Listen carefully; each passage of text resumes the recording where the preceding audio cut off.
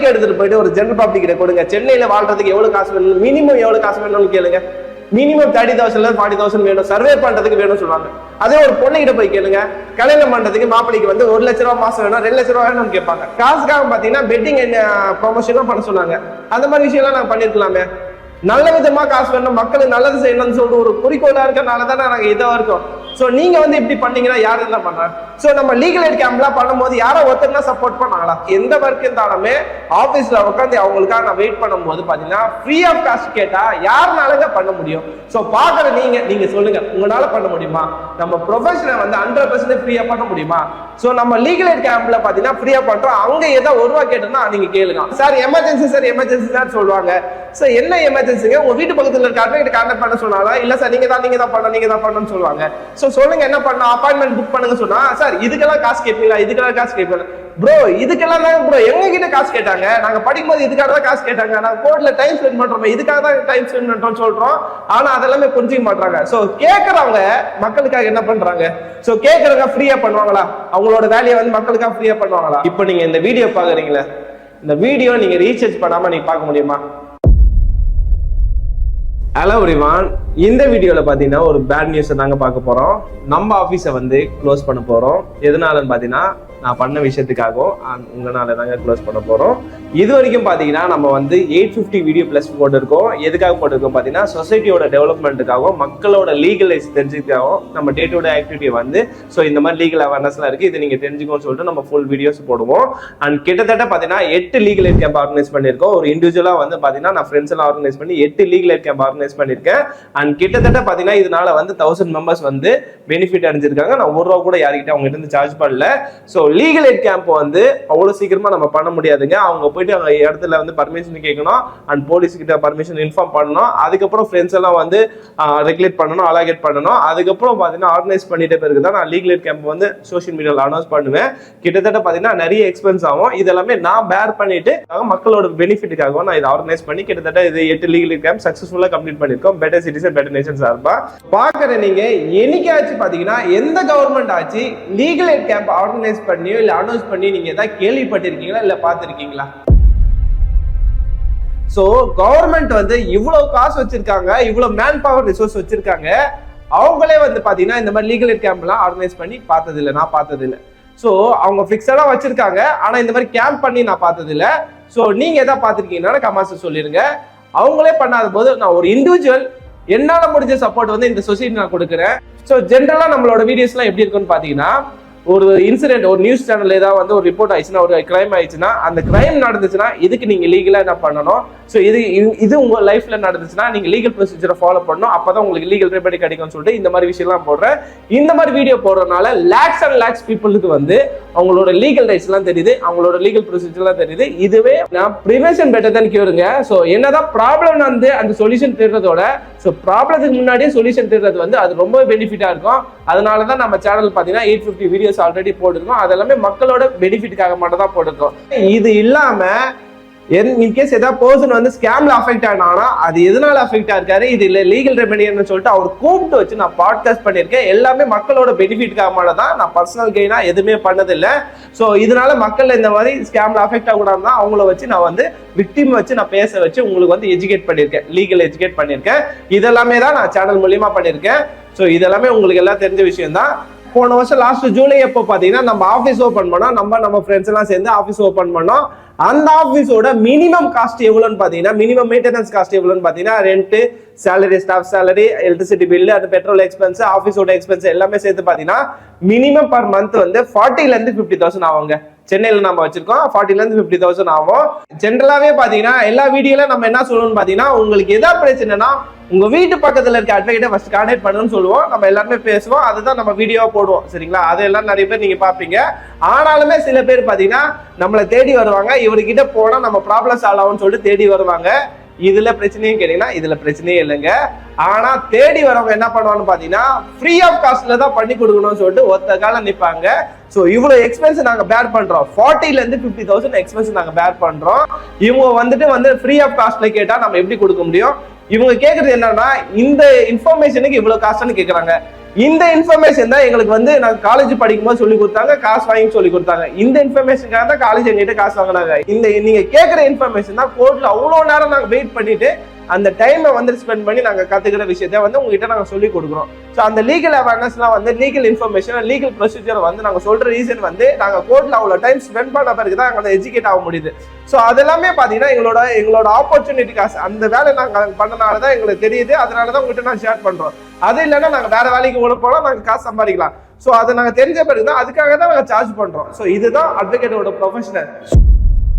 So இந்த problem வந்து நான் மட்டும் தான் ஃபேஸ் பண்றேன்னு கேட்டேன்னா கண்டிப்பா இல்லைங்க. என்ன மாதிரி நிறைய சின்ன அட்வொகேட்டை எங்க அட்வொகேட்டும் ஃபேஸ் பண்ணி தான் இருக்காங்க. ஸோ லீகலா பாத்தீங்கன்னா இந்த ப்ரொஃபஷனை வந்து நம்ம எப்படி ஃப்ரீ ஆஃப் காஸ்ட்ல எல்லாருக்கும் பண்ண முடியும். ஸோ மந்த்லி பாத்தீங்கன்னா 40,000 to 50,000 நான் ஸ்பெண்ட் பண்றோம் ஒரு ஆஃபீஸ் வச்சிருக்காங்க. ஸோ ஆஃபீஸ் வச்சுட்டு உங்களுக்காக நான் வெயிட் பண்றேன். ஸோ இந்த ஒர்க்கிங் ஹவர்ஸ்ல பாத்தீங்கன்னா நான் இருந்தா மட்டும் தான் சில பேர் பாக்குறேன்னு சொல்லிட்டு டிமாண்ட் பண்றாங்க. அது மீறிய நான் வந்து எந்த ஒர்க் இருந்தாலுமே ஆபீஸ்ல உட்காந்து அவங்களுக்காக நான் வெயிட் பண்ணும்போது பாத்தீங்கன்னா ஃப்ரீ ஆஃப் காஸ்ட் கேட்டா யாருனாலங்க பண்ண முடியும்? ஸோ பாக்குற நீங்க சொல்லுங்க, உங்களால பண்ண முடியுமா? நம்ம ப்ரொஃபஷனை வந்து 100% ஃப்ரீயா பண்ண முடியுமா? ஸோ நம்ம லீகல் எய்ட் கேம்ப்ல பாத்தீங்கன்னா ஃப்ரீயா பண்றோம். அங்க ஏதோ ₹1 கேட்டோம்னா நீங்க கேளுங்க. நம்ம ஆபீஸ் மெயின்டைன் பண்ணி மந்த்லி 40,000 to 50,000 நம்ம ஸ்பெண்ட் பண்றோம். அங்க வந்துட்டு பாத்தீங்கன்னா இந்த மாதிரி கேட்டாங்கன்னா யாராலையும் குடிக்க முடியும்? நல்லவனாவே இருந்துட்டா இந்த உலகத்துல அவனுக்கு என்னென்ன வேணுமோ அதெல்லாத்தையும் எடுத்துக்கிட்டு அந்த நல்லவனை முட்டாளாக்கிட்டு போயிடுவாங்க. சோ உலகத்துல பாத்தீங்கன்னா காசு தான் முக்கியமானு கேட்டீங்கன்னா கண்டிப்பா காசு தான் முக்கியம் இல்லைங்க.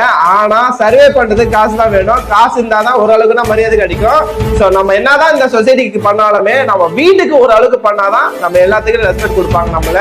சோ நிறைய பேர் பாத்தீங்கன்னா நம்ம ஆபீஸ் நம்பருக்கு தான் சார் எமர்ஜென்சி சார் சொல்லுவாங்க.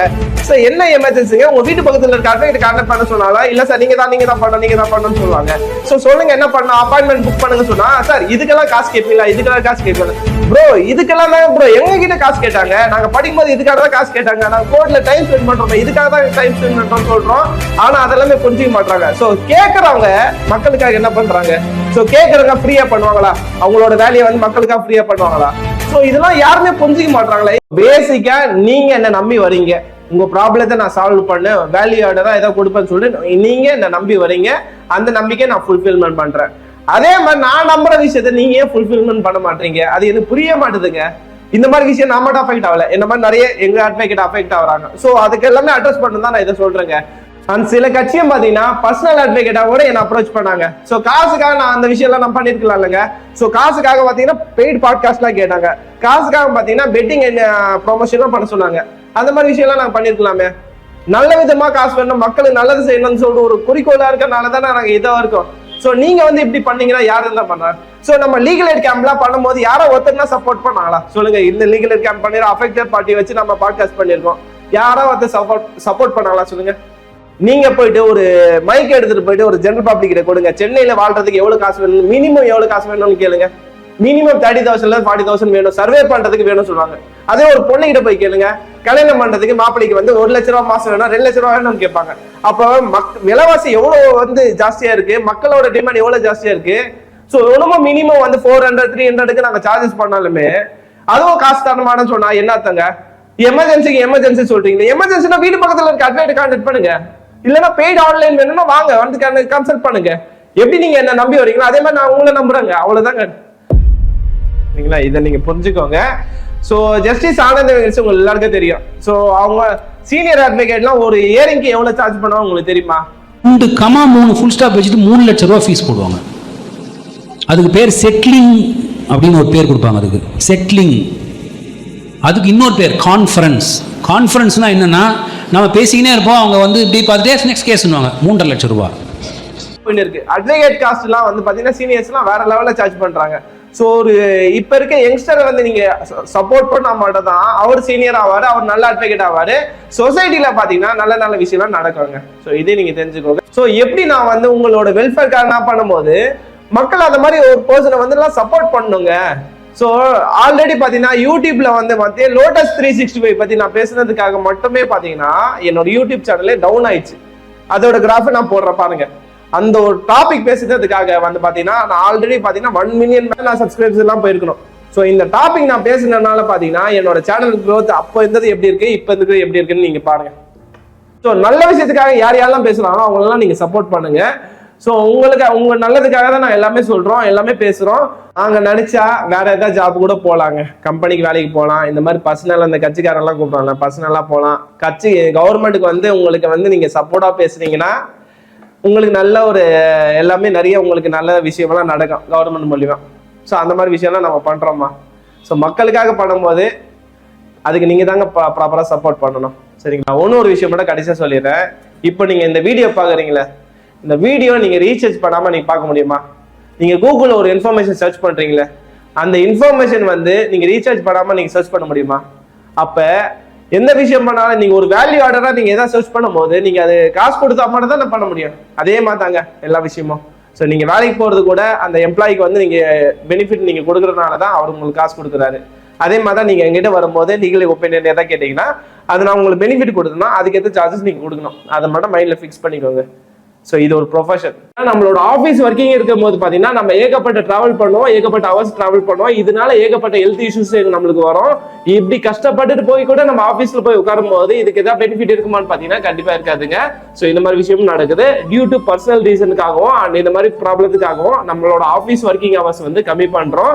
இனிமேட்ல இருந்து நம்ம ஆஃபீஸ் ஒர்க்கிங் ஹவர்ஸ் பார்த்தீங்கன்னா சண்டேல இருந்து மண்டே மட்டும் தான் இருக்கும். சண்டேவோட ஒர்க்கிங் ஹவர்ஸ் என்னன்னு பார்த்தீங்கன்னா 11:30 இருந்து 7:30 அண்ட் மண்டேவோட ஒர்க்கிங் ஹவர்ஸ் பார்த்தீங்கன்னா 5:30 இருந்து 8:30 வரைக்கும் இருக்குங்க. ஸோ இதை நீங்க தெரிஞ்சுக்கோங்க.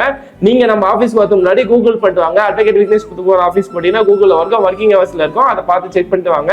எமர்ஜென்சி ஒர்க்குனா நாங்க ஆஃபீஸ் லீவு கூட வருவோம், அதையும் நீங்க தெரிஞ்சுக்கோங்க.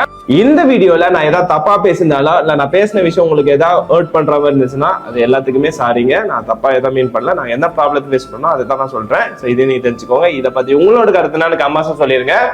Better citizen, better nation. Thank you for வாட்சிங் this video. Have a good day.